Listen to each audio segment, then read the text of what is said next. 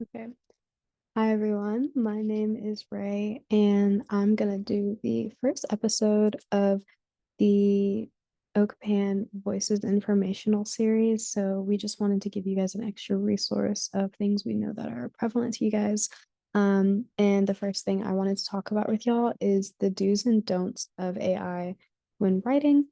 Um, I think in the rise of like generative AI, like ChatGPT, Gemini, and all of these AI companions being in our writing, it's really easy to over rely on these things and forget that we actually have our own AI right here. AI will never beat the human mind, the human brain. And I don't want you guys to start doubting your writing skills and your critical thinking skills just because of the plethora of AI out. So, I'm just going to give you guys a rundown, and at the end, we're going to do a walkthrough. And we're going to, do some brainstorming and see how we can go about the writing process for an essay together using AI in the correct way. I think it's unreasonable to say that you shouldn't use AI at all. I think it's here to stay, but there are correct ways to use it in a way that'll help you keep getting smarter and won't get you in trouble. So let's begin. So, first, what is AI? AI is, of course, artificial intelligence, and it refers to computer systems that can perform tasks normally requiring human intelligence, like answering questions or generating text. Common examples include ChatGPT, Grammarly, and Google Bard. Think of AI as an assistant or helper. It's useful, but the main thing that I want to emphasize is that it should not substitute for your own understanding. It can be an extra set of hands, but it should not be an extra brain. And I'll go a little more into detail about that as we go on. Um, there are really good uses for AI. It can help you brainstorm topic ideas. It can reword or clarify your sentences like Grammarly. Grammarly is an amazing resource that I think everybody should use. It can summarize long readings. If you have a lot of things you need to skim, you can upload like a PDF, for example, and it can generate a summary. Should this completely replace you reading things? Absolutely not, but it is helpful in that. It can help you organize your thoughts into an outline, and it can also explain difficult topics in similar language. So, like that PDF example earlier, if you have a long journal article, you've read it, you feel like you don't understand it, you can upload it to ChatGPT, ask it to explain it in some simpler terms. I think that's a great way to supplement your learning. What you shouldn't do is not read the article at all and then ask it to summarize it for you. And so, again, AI should never take the place of doing your own reading or understanding the material. It should never write a paper for you.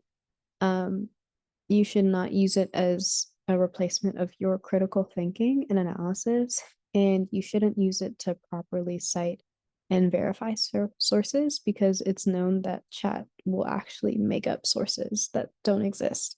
Um, and you should also always first follow your professor specific assignment instructions and don't trust what AI tells you to do over your professor or whoever's your employer or giving you your instructions. Overusing AI can have a lot of consequences, and not checking your sources can lead to issues like this. It can provide false and outdated information. If you're just taking everything that chat says as granted, you can be using made up articles. You might be using an article from 100 years ago. You might be using one from an irreparable site. Like I said, it can generate citations that do not exist. So if your professor goes through your essay, tries to click on one of the articles you cited, and it just doesn't exist anywhere, it's a dead giveaway that you've been using AI. It can also write in a tone that sounds robotic or generic. Like, I think because AI, especially ChatGPT, is so accessible nowadays, it's so clockable to see when it's been used, like how everybody says, like the M dash is like a dead giveaway, for example. We can tell. And over relying on AI can weaken your writing skills and voice. So it's your brain is a muscle, and I don't know if you guys have heard of use it or lose it. The more you use it, um, it gets stronger, but the more you replace it with ChatGPT, you are going to lose those amazing writing skills. You don't want to be the writer that did their best work before ChatGPT came about. So it's very important that if you are going to use it, you use it to supplement and at most complement, but it should not replace any work. and any intellectual thought that you're doing. Smarter ways to use AI is to ask it for help getting started and not for finishing your work. So maybe a good rule of thumb is use it at the beginning and not at the end. You should start when you start should be the time you use it the most. And then as you progress in your work, you should be using it less and less. You can use it to organize or outline your ideas, but it should not replace them and it should not be giving you the ideas. So once you have an idea and you need help sorting it, I think that's a good way to use chat, but it should not be giving you all your thoughts. And again, always double check everything it says. Like I said, it is very common for it to make mistakes. It is the very new cutting edge piece of technology and it makes mistakes. And you do not want to be the person who is citing information that's not real or untrue, especially in a scientific background. Fact checking is everything and it is good practice. So absolutely double check everything that it says. I also wanted to provide you guys with better ways to conduct trustworthy resource. Google Scholar is my favorite. It's basically Google, but instead of giving you random websites, it gives you all peer-reviewed articles. And so it's just Google search engine for academic sources. Your school, especially if you're in university, has subscriptions to important databases like JSTOR, PubMed. And the thing is, when you search through Google Scholar and you click an article, a lot of the times it'll say access to your institution. And that's when you type in your school login and it'll let you see. Citation managers like Zotero or BibGuru, EasyBib is another one. Google Docs and Microsoft Word also have built-in citation managers. So this is just a good way to like manage your footnotes anytime you find a new article. You add it and it makes generating that bibliography at the end way easier. And then again, librarians, TAs, or professors can point you in the right direction. Do not stop relying on human beings who are experts in their field. This is so important. It'll get you way farther than a search engine. Please don't forget that academia is meant to be collaborative and that there are so many people here to help you. Lastly, don't doubt yourself. I really want to emphasize this point. Your voice, your thinking, and opinions are really valuable. Please don't get into an idea of, oh, I can't write, so I'm going to have chat do it because I can't write, or I'm going to have it do my homework for me because I'm not that smart. That's absolutely not true. And in the sense of writing, writing is just about getting all your thoughts down. Your first draft of anything should and probably will not be good. And that is just part of the process. It doesn't have to be good, it just has to be done. And then that is what revising and editing and getting feedback is for. And that is the beauty of writing. AI cannot replace your lived experience or insight. If I were to go and ask ChatGPT to write about my life as a Black girl at a PWI, it would probably give me something very generic. It would not be able to replicate my lived experiences, and that's in what makes me me or what makes you you. So it is absolutely important that you remain true to yourself and to remember that what you learn now builds your future skills. Writing is never going to go away. It's never going to go away and it's never going to stop being an important skill. And so I absolutely want to exclaim to you guys that it's a skill that you guys should practice and it is a skill that you should be very afraid of losing to ChatGPT. Lastly, academic honesty. AI misuse is academic dishonesty and is a form of plagiarism. So you will get in trouble. And so I feel like it's kind of now old news that plagiarism used to be like copying and pasting an article and putting it in your essay. That was kind of what we understood plagiarism to be. But now any type of having AI write something for you, that is plagiarism and you will get in trouble for it. Again, like I was saying earlier, because of how common AI is now, it is very easy to spot when it's been used. There are AI checkers, there are like tells that people look for. There are different AIs that are wrote to check when something has been written with AI. So absolutely it is not worth it. It is not worth getting that, mark or being blacklisted at your school. It is absolutely not worth it. When in doubt, cite it or ask your professor. Definitely talk to people about what their policies are when using things like that because some people are very strict. So you don't want to go in an English class and have it revise your essays when probably half your grade in that class is knowing how to revise and edit So just be very, very cautious and lean on the air of using it as least as possible. And lastly, be transparent about what tools you use. Do not try to pass it off as your own work. Say exactly how you used it. There's a difference between letting Grammarly edit you for grammar and then using ChatGPT write the first draft of your essay. So just be very transparent about how you've been using AI. Finally, if you don't feel like a strong writer yet, ditch AI completely and go back to basics. AI is not going to make you a stronger writer writing well. So when I feel like I have really bad writer's block, or I feel like what I like to say, I need to touch grass, I will go completely analog and traditional. I will open up a book. I will use pen and paper before typing it up on my computer. I will just use sticky notes. I will buy the physical book instead of using the PDF. Sometimes it is just really good to get back into the tactile feel of writing because the other half of writing, guys, is reading. So make sure you guys are doing both. And if you feel like it's a skill that you need to strengthen, reach out to people and then just go back to the old fashioned way. And it really helps you kind of get back in the zone of writing. And then again, remember that bouncing ideas off of other humans is the best way to become unstuck. Again, academia and writing is a collaborative effort. And it is such a good idea to, whether it's sending an essay to your friends or a peer or one of us, if you're part of Voices, we are so happy to read with you, um, give you some ideas, help you get unstuck, all of those things. So remember to rely on people. Lastly, I said I was going to give you guys an example of some better ways to go about it. And so I wanted to do a short walkthrough of writing an essay, not the whole essay, but we'll get started using AI to help responsibly. So our example essay prompt is, how did grassroots organizing like the SNCC, the Freedom Riders, influence the success of the civil rights movement? So this is a fresh prompt because I actually don't know much about this. So first, what I would do is copy and paste my prompt and go into Google, and let's open a Google Doc. So let's just start with a blank document. Oh, it copied and pasted the right way. Let's see. Choose your favorite font, I suppose. It doesn't have to be huge, but just make sure we have it up there.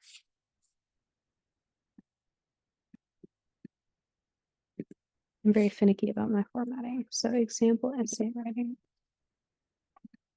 So our prompt is, how did grassroots organizing influence the success of the civil rights movement? So what we won't do is start clicking whenever there's a little sparkle by a pencil, that means it's AI and we don't want to use that just yet. So first it starts with basic research, right? So let's say step 1, define any terms you don't know. So for me, I don't know who these two groups are. So first, let's look up, what was the SNCC? So again, this is an AI overview. This is okay because it lets you get your feet wet. And when we do our actual research, we're going to check actual articles. But AI, again, it's everywhere now, and it is a good way to get a good feel of something. So things like this are okay. So it says the SNCC, or Student Nonviolent Coordinating Committee, was a key organization in the civil rights movement of the 1960s, primarily focused on student activism and nonviolent direction. It was founded in 1960 in response to students at segregated lunch counters and aimed to coordinate student participation in the movement. SNCCs played a significant role in voter registration, direct action protests, and organizing communities. What's cool about this is there's a link right here. So let's see. It gives us a more detailed look. And then sometimes it'll give us links to articles. So right here, this is the good part. So if you're going to use AI, make sure you're using it to follow the path to more articles. So like, for example, here, let's click here. And so this is, you can tell it kind of summarized this starting paragraph right here. And so we're going to read some cool stuff.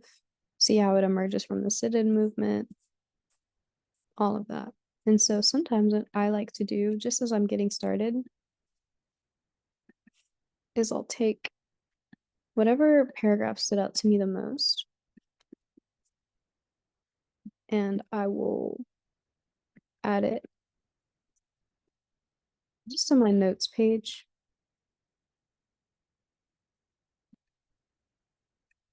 And what's really important is making sure we're adding quotes and then we're adding our source. So this is a good way to just kind of stay like on top of anything that you pulled. So now it's very clear that this wasn't mine and I know exactly where I got it from. So the other group that I'm not sure about, freedom writers. So let's see who that is.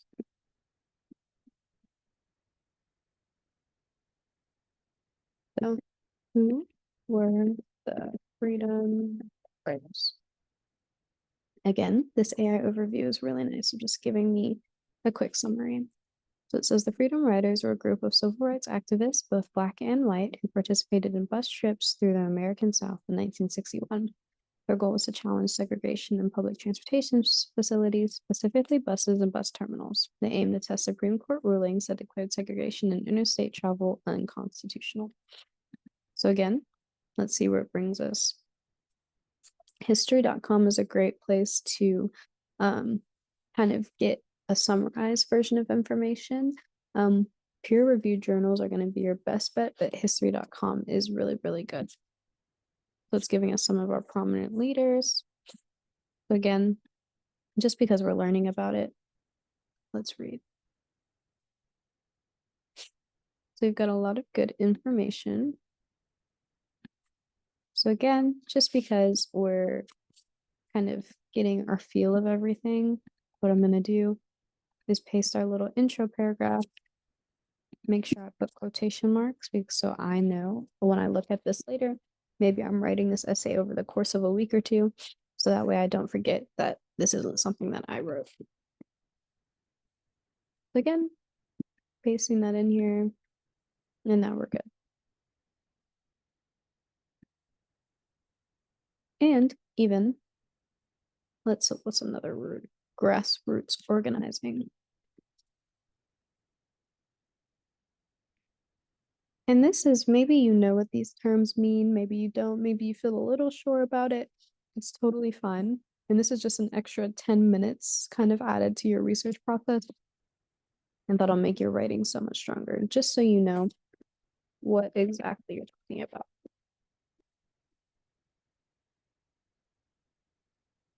Grassroots organizing involves mobilizing community members to take collective action on issues that are important to them.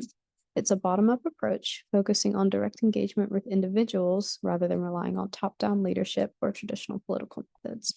And so something else we can do is kind of scroll down. Don't just stay right here, but I do want you to know that that's there for you. We can click through and see now it's kind of like we get a lot of AI overviews, but we can see that when you click these, it'll give you links to articles most of the time. So let's see. Here's a good article talking about what it is and why it's important. Grassroots organizing is a method of mobilization that comes from the ground up. Everyday people come together to address an issue in their community and take action to advocate for change.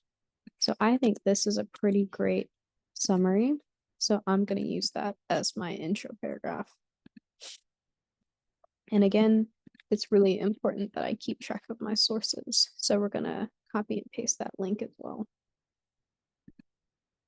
Awesome. And again, just for the sake of like being complete, we can also look up the civil rights movement just so we make sure all our important terms are defined.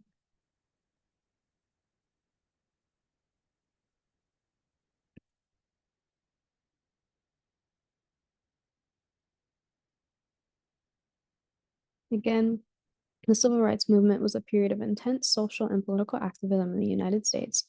primarily from the 1950s through the 1960s, aimed at achieving equal rights and the elimination of racial discrimination against African Americans. So obviously this is a big time in history, so things like this can be a little harder to define, and this is why I would recommend reading more than one thing. If I had the time to show you all, I would recommend clicking through all of these and just kind of like getting a good feel, especially if it's something you know nothing about. Again, history.com is great at just kind of giving you like a flashpoint, what is something really quickly. And so again, I think this would be really good. So I think, again, their intro paragraph is just usually really good. And this is just kind of just like a self-reference kind of sanity check situation. Make sure I add my quotation marks. And again, this is just to kind of keep me organized while I write. And again, make sure we add our link so that way we know exactly where it came from.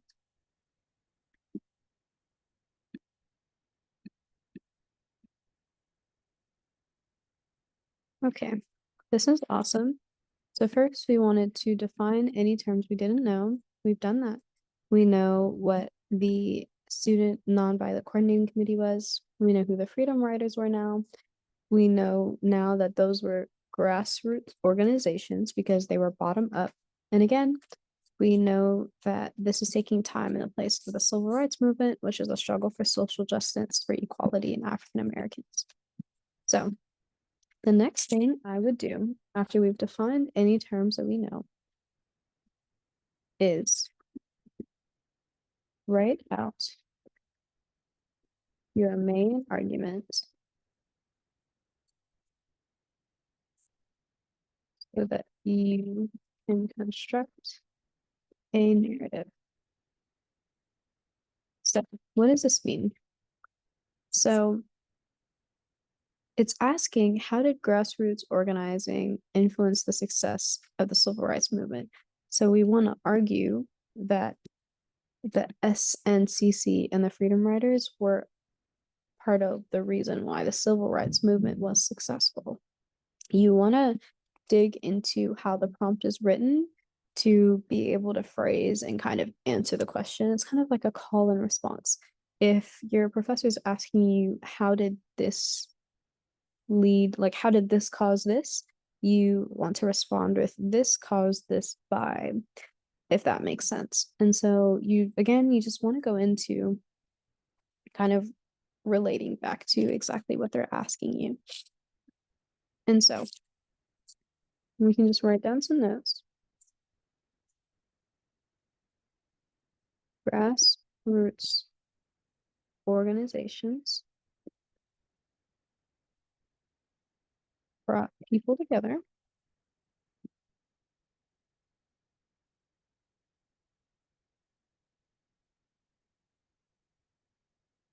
right? Because we just read that that it's about a bottoms up approach and that it's about everyday people, uniting everyday people.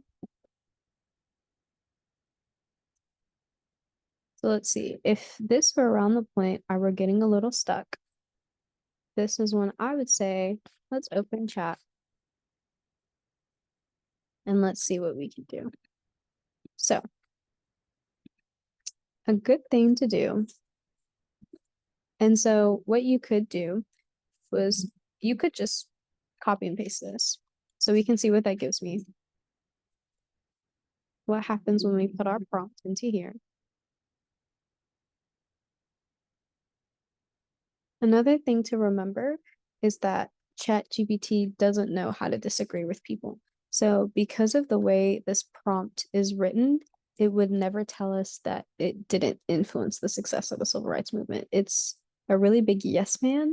And so it's really important to realize that ChatGPT is going to support whatever statement you give it. So that's very important to remember. So it's telling us a little more about the SNCC, emphasize non-hierarchical, youth-led activism, and help train young Black activists in nonviolent resistance. They worked directly with rural Black communities in places like Mississippi and Alabama, and their work shifted the movement's center of gravity from national organizations to local grassroots power. Medium public awareness. Freedom riders rode interstate buses into the segregated South to challenge non-enforcement of Supreme Court rulings. And riders were attacked in Alabama. Brutal images of the violence were broadcast nationally, forcing the federal government to act. This media exposed galvanized public opinion and increased pressure on politicians. Strategic disruption of Jim Crow, coalition building of long-term presence. So then, this is the important part. Let me know if you'd like primary sources, quotes, or examples for a paper or project. Give me primary sources.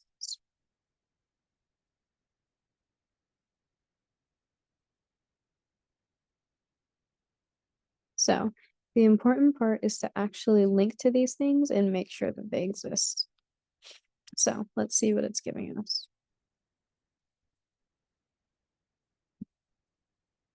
This is their founding statement, it looks like. This is good. It says we affirm the philosophical religious idea of nonviolence as a foundation of our purpose. So this is a good find. This would be a little harder to root into our essay, but it's good to know that they're rooted in nonviolence, and it's really good to frame our essay with. And so again, primary sources are things that were written or created in the actual scene. So like the statement of purpose from the actual organization, witnesses, people who actually experience things, and then secondary sources are going to be like analysis of those primary sources. And so again, this is a primary source because it's someone who's actually involved with the SNCC. So again, let's see what they give it. Again, that one doesn't exist. So it's really good that we check that one because not everything that chat gives you is going to be any good. Let's see here. It's saying this is an interview link. Didn't really give me anything. But let's see if we can find John Lewis on here. See if it actually exists.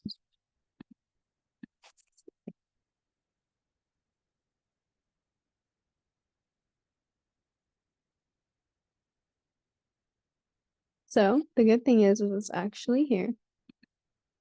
And we can read this article. So this is really cool because it brought us to something that does exist. Even if we couldn't find the video that it was talking about, try to follow some of the leads that it gives you and read some more about it. So what I would do is add this to my notes and just say, really good interview about the freedom riders. Let's see what else we have.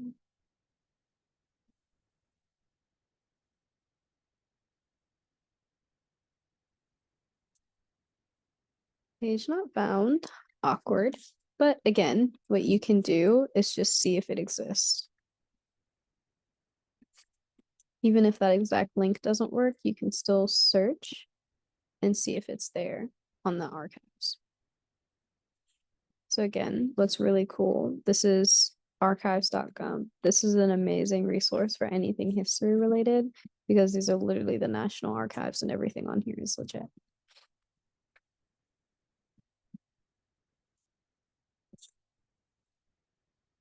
So again, this is an interview and it looks like this is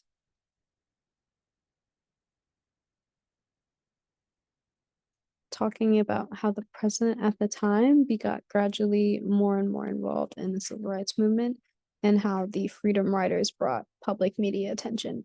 So what's cool here is that we started off with chat telling us that the freedom riders brought media and public awareness, but we don't want to believe it until we see something verifying that for ourselves. So this is another thing that would be really, really good.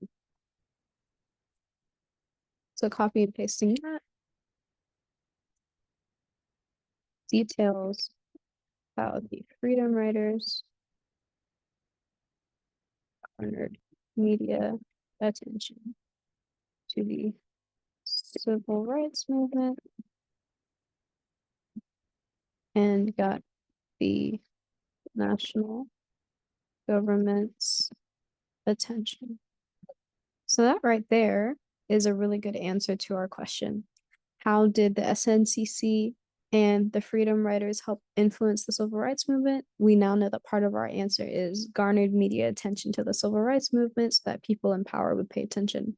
So that right there, with a good bit of research, pretty much helps us frame our question, which is really awesome. And so let's see what else we're getting from here. And so photographs and media coverage, let's look here. So this would be something, I know essays sometimes is usually not about pictures, but it is really cool even still to see what some of this is doing. Letters and memoirs. Let's see what this is.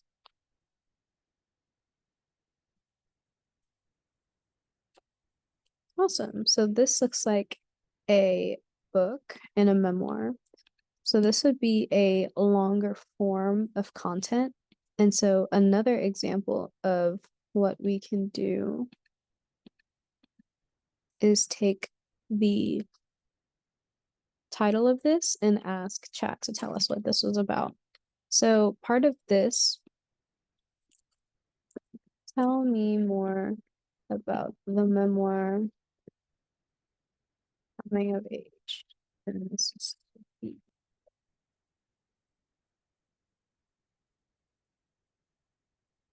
So it's telling us that it's a grassroots level memoirs of the civil rights movement and offers an unfiltered firsthand account of what it meant to grow up Black and poor in the Jim Crow South and how that experience shaped Moody's radicalization and activism.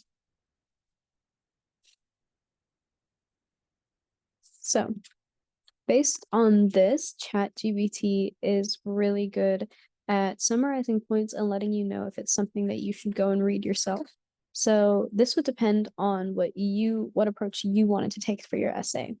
If the essay valued bringing in a lot of personal examples, then it seems like this would be a really good resource to use.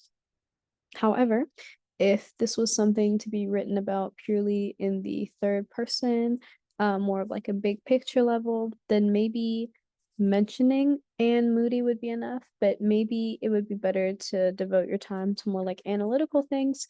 But it is a really good idea to mix primary and secondary sources. So it says like key moments in the book, the sit-in, freedom summer work, disillusionment with the movement. What you don't want to do is just take these quotes for granted. But what it can show is important points that you can gather from it. So what we'll do is say, coming of age in Mississippi and Moody. If I have enough time, this is a good memoir about a woman being involved in civil rights. So as you can see, I'm kind of talking to myself in my notes. Like if I have enough time, check this out. This is really good. And I find that to be a pretty good practice when I'm writing because it just kind of helps me like make sense of my own thoughts. Like it just feels like my brain on a page. So I think that is really good. And seems like we have a good amount of sources kind of going. And so then I would say for step 3, I would say create an outline for your essay. So as we know, the kind of basic kind of cookie cutter outline that they teach us, what we don't want to do is help me write. We don't want to click that. We want to kind of make our introduction, and we know in our introduction, we might have like a hook, context, but then a thesis sentence, thesis, argument sentence. Then you'll have a body paragraph, maybe like anywhere from 2 to 3 body paragraphs. If this is a longer um essay, maybe like a college level essay, you'll have like subheadings and body paragraphs. But just to remember, like, take us back to the basics. What maybe like a shorter essay would look like, it would be like this. Um, but we'd have something like that, right? And so the introduction is something that I think is important to think about yourself. And you can also understand that it doesn't have to be the first thing you write.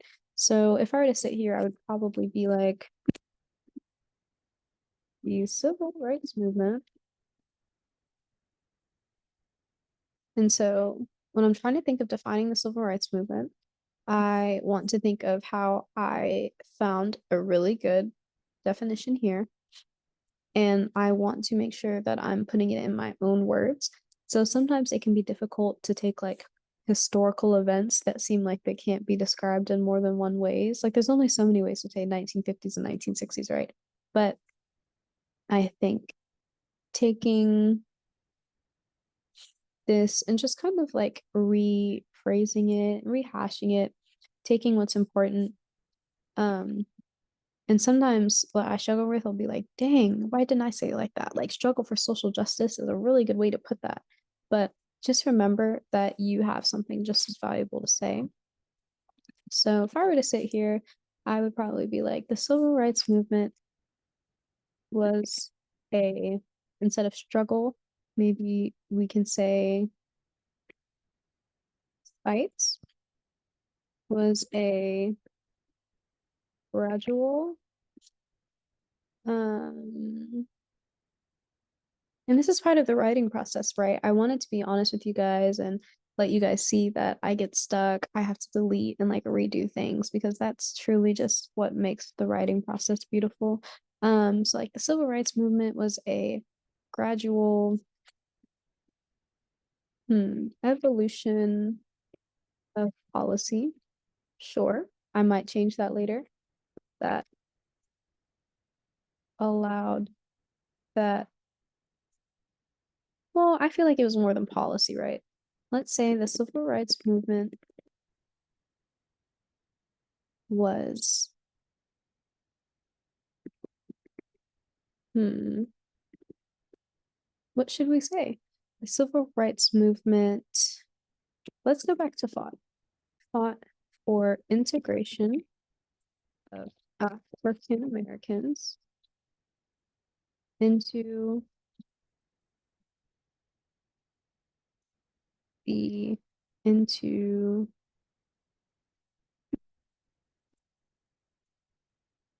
a racially divided United States in the 1950s and 1960s.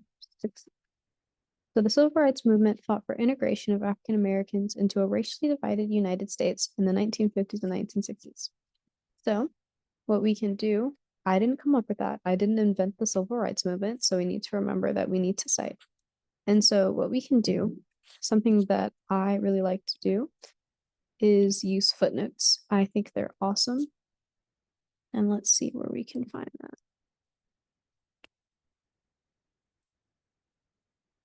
If I can't find a footnote, we will do it here. Awesome. So I have Zotero on here. So let's add a citation. Oh no. Let's just use, what should we use?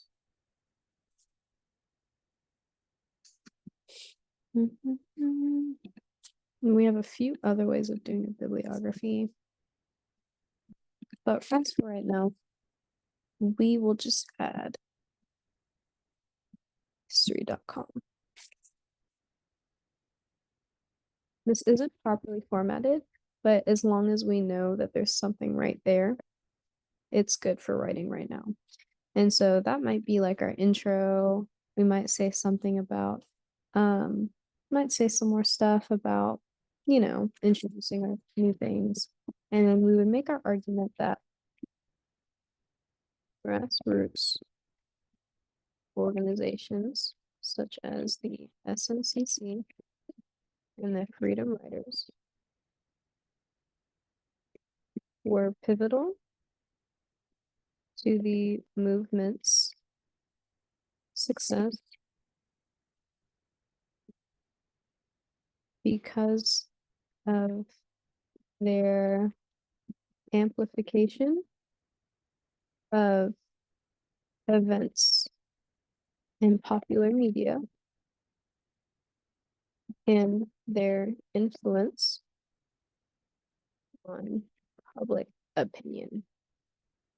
So that seems like a lot of words and maybe a lot to prove, but I want to show you guys that that's actually not that much. So our main 2 points are it brought more attention and it helped convince people that integration was the right thing to do.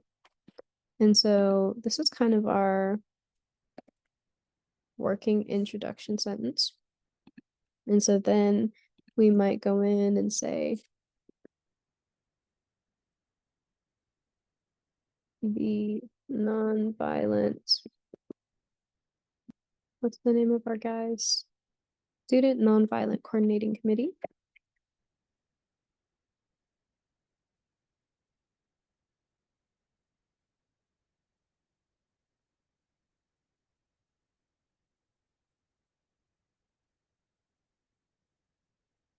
Again, we want to go back to our definition.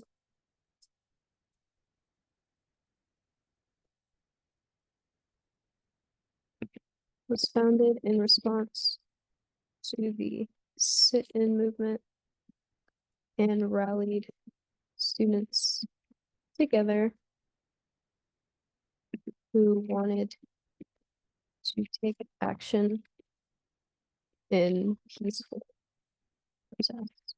This may not be the most descriptive sentence, but we just want to get our thoughts down right now. And again, we want to remember that we didn't invent the SNCC. So again, right now, I'll just put history.com. And so I want to show you guys that we can use chat to put us in the right direction. And it gave us a lot of good ideas. It gave us a good summary of things, but we definitely don't want to use it to write for us because writing is fun. It's not that hard. And chat GPT just can't emulate that human feel of writing an essay. And so what you would do, I would recommend just kind of sorting by body paragraph, just keep working. You see how I kind of put dot, dot, dot when I know there's something I want to come back to. Just keeping notes of like all my sources. I would go back and click through some things. If there's a good interview, if I had time to go read that memoir, I would go click it. But this is just kind of a cool, kind of just like walkthrough. And so let's just put ways we use AI. So we use Google's AI overview to get quick definitions and to lead us to verified sources. We use ChatGPT to get a better understanding of our essay prompts. We use ChatGPT to begin our research of primary sources. And so this is kind of what I would recommend using it to the extent of. And what I also want to show you is if we go to Google Scholar and we say freedom writers, we get so many more options, which is just really, really awesome. And so it'll bring you to books to look through. It'll show us a article, and these are all verified sources. And so what's really awesome is sources like this are verified and you know that they actually have factual information. But if you have a long article like this and maybe you found it a little confusing after you've read it, what you can do is type it in here.